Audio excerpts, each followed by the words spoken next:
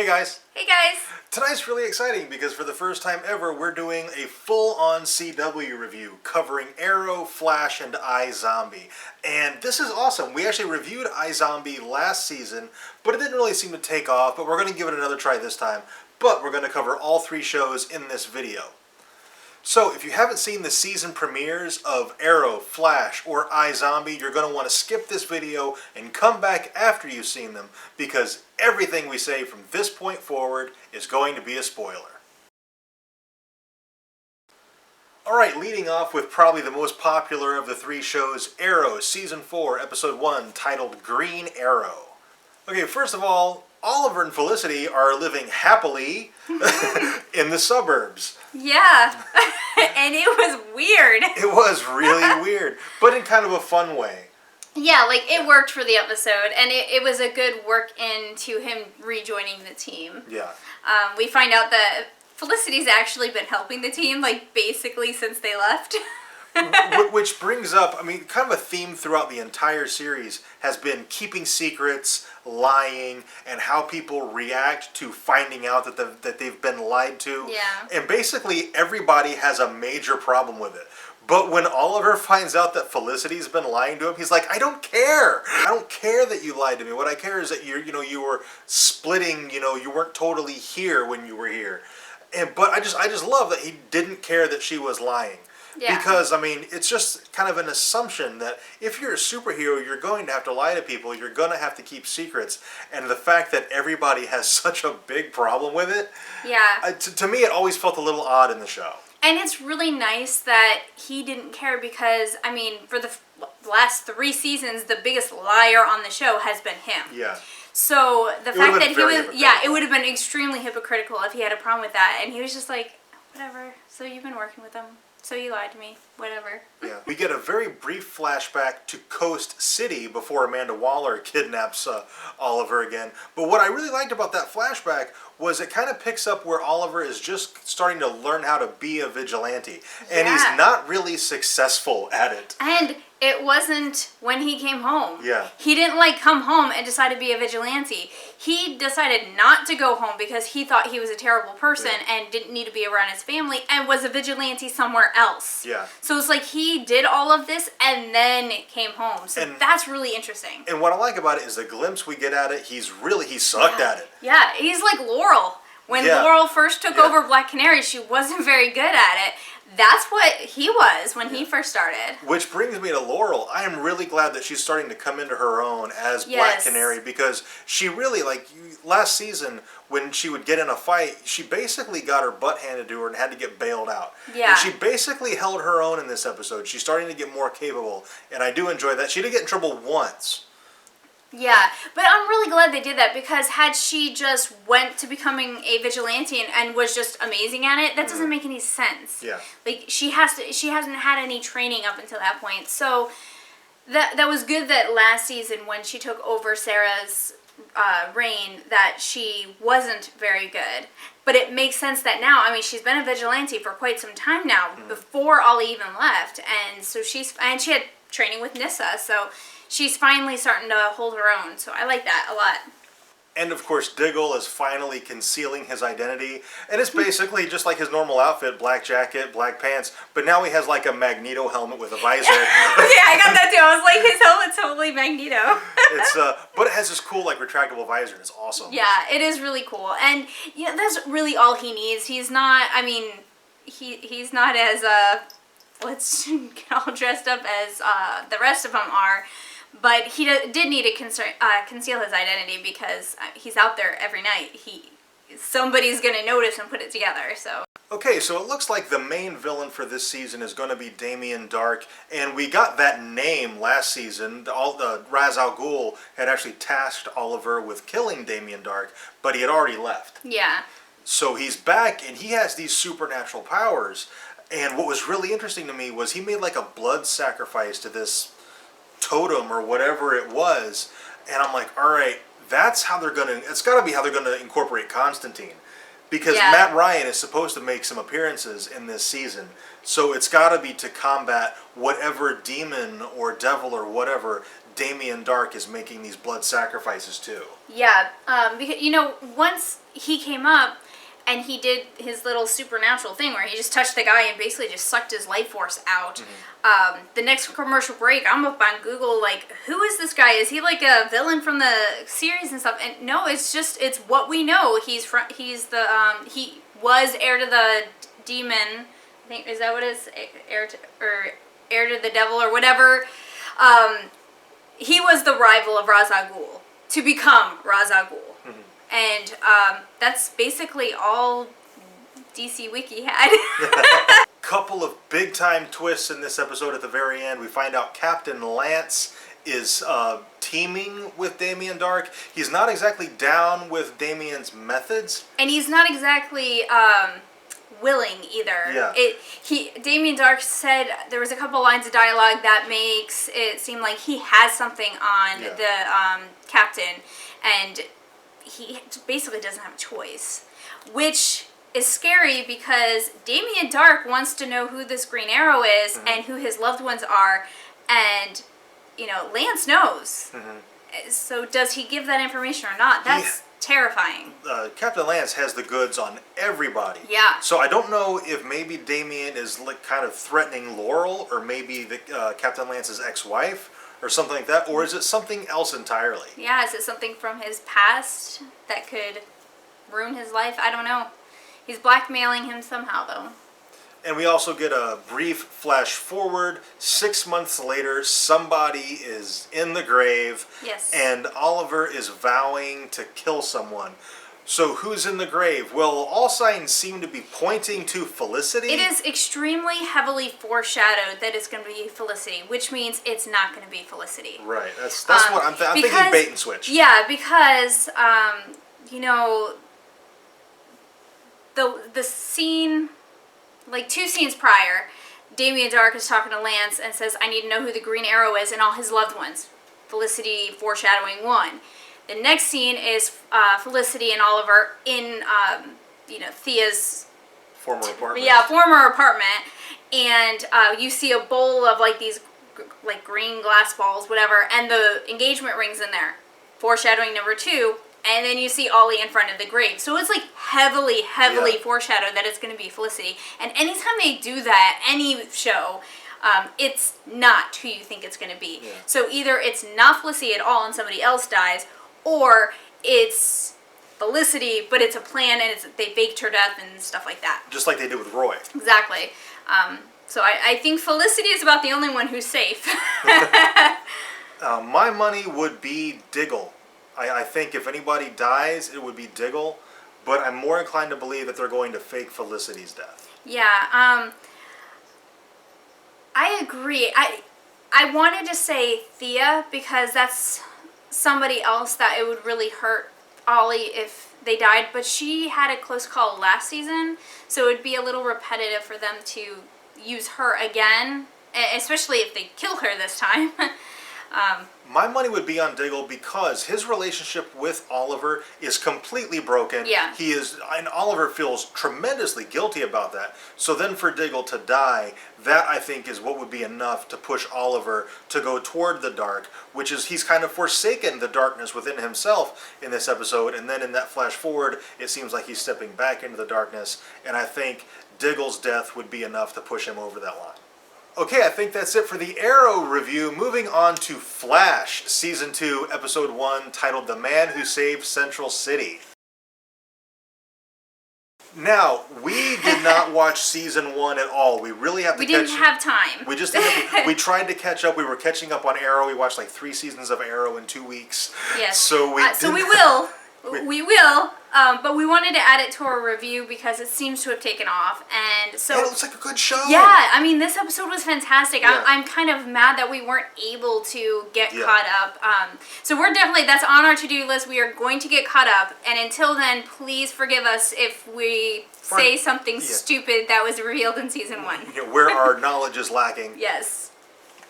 So the learning curve is going to be very steep for us, Yes. but we'll do our absolute best. And we'll let you know when we're caught up.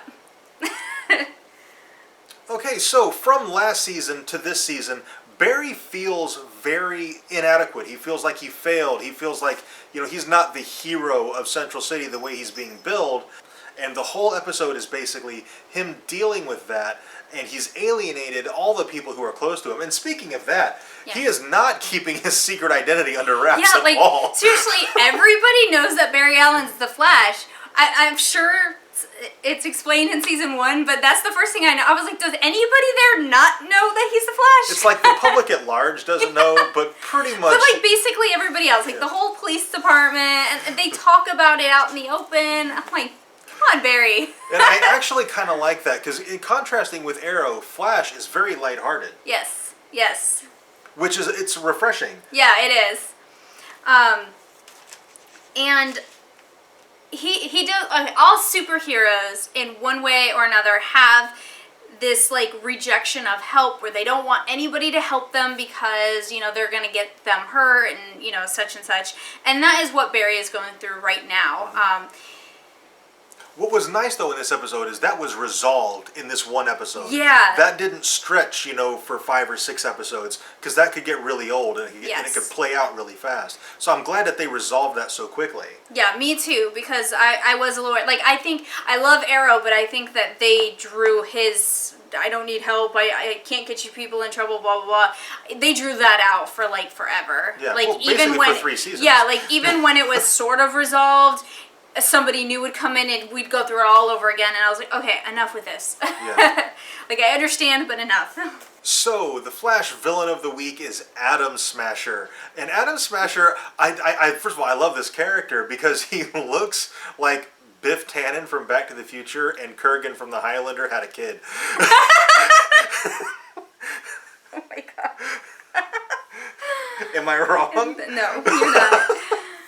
So anyway, Atom Smasher has a really cool ability. He absorbs radiation and he gets stronger and larger. So what they do is, in a genius, they overdose him with the radiation. Yeah, they overdose him. They give him more radiation than he can absorb, and then once he's no longer able to absorb it, the radiation actually affects the human underneath, which is brilliant. Yeah, and Barry gets a chance to talk to him before he finally passes away, and he's like, why are you trying to kill me? And he's like, Zoom set him up for it. Yeah. So we're gonna get Zoom as the villain. He's gonna be the main villain. But my favorite part of this episode was the flash signal. Oh my god, yes. They needed to get Atom Smasher's attention, so they do the flash symbol, and they were like, where'd you get the idea? I read it in a comic somewhere. Saw a comic book somewhere. One of the things that actually bothered me about the episode, though, was Barry's dad finally gets out of prison because Wells confessed to Barry's mother's murder. So Barry's dad gets out finally, and then basically immediately leaves town. Yeah. And that seemed rather jarring to me. Like, okay, wouldn't you want to spend some time with your kid? Like, I get why he left. He has to let Barry go be the Flash. It was like, hey guys, thanks for the party, but peace out. Yeah. And that felt very jarring to me. I thought that could have been executed a little better. Yeah, like he could have, the Flash could have gone on vacay for like a week. And finally, Jay Garrick was revealed at the end of the episode, and I'm really excited for this. Jay Garrick was, of course, the very first Flash back from 1940 in the comic books. So, wow. And they even have, like, the helmet and everything. It's really awesome. I'm excited to see what they do with this season. And they're treating him it seems like, anyway, they're going to treat him as an alternate universe Flash, which is really awesome that it's not, like, Flash from the, from the Flash past. from the past. That was terrible. I'm sorry. It's Flash from the past. Like, he didn't run himself into the future, it seems like. Yeah, exactly. Or maybe he did. He says... Well, he says your world. Yeah, so, your world is in danger, which implies his world is not that world. From a different dimension or a different universe. Yeah, so I'm thinking it's either an alternate dimension or alternate universe. And I kind of like that, to bring that past nostalgia. Like, this was the first instance of the Flash, and we're bringing him in. So that's really cool. So the fact that they're bringing in another Flash, I'm like, okay, are they going to somehow kind of incorporate Crisis of Infinite Earths maybe a little bit? They don't doing the whole thing, of course, would just be astronomically large. No. It would be ridiculous. But just incorporate a little bit of that. I think that'd be kind of cool. And, he comes right after Barry finds out about Zoom, so... Is is it his Zoom? Did he have to follow Zoom here? Is that how it happened? I don't, there's so much that they could do with this. I'm excited for this season. Yes. This is basically our first experience with Flash. We might have watched an episode or two last season. Not very much at all. Yeah. So I'm really excited to finish season 1 first of all, and to see what happens to continue in season 2. It's going to be really, really fun, and I'm excited for it. All right, that is it for our Flash review. Finally, iZombie season 2, episode 1, titled "Grumpy Old Liv." I love Grumpy Liv. Yes. She is so funny. Grumpy Liv is hilarious. Now, we did review iZombie a little bit last season, but it didn't really seem to take off, so we cut those videos off, but we're going to do it again here. Now, I really enjoyed iZombie, although it was a very stereotypical CW show. Yeah. In that it was just kind of quirky and goofy for most of the season last season. Yeah. But toward the end, it did seem to kind of develop it darkened up a bit. and an extended story. Yeah. And it's continuing this season. And it's going to be really good. If you're not watching iZombie, seriously, watch it. iZombie is such a fun show. Yeah. Just give it a shot. I'm telling you, it's fun. So what's going on with Liv? First of all, there are some major family repercussions from not giving her brother her blood to save his life at the end of last season. Because she couldn't because, well, first of all, when they took her blood pressure and stuff, she wouldn't have any heartbeat or anything. Yeah, And she'd be quarantined immediately. Yeah, and second of all, if something happened and they did give her brother her blood, he would turn into a zombie, so she couldn't do it. Yeah, and this is, like, I have a brother, and I'm really, really close with my brother, so this is really hard for me to wrap my head around that she didn't just tell her brother. Yeah. Like, before this happened. Not, because obviously he was unconscious, but, like way beforehand. yeah, I can't believe that that's not something she would confide in her brother. But I know not everybody is as close to their brother as I am, so, It certainly seems, though, like they're pretty close. Yeah, it seems like they're close in the show. And I'm like, dude, if I was turned into a zombie, yeah, I would tell my brother.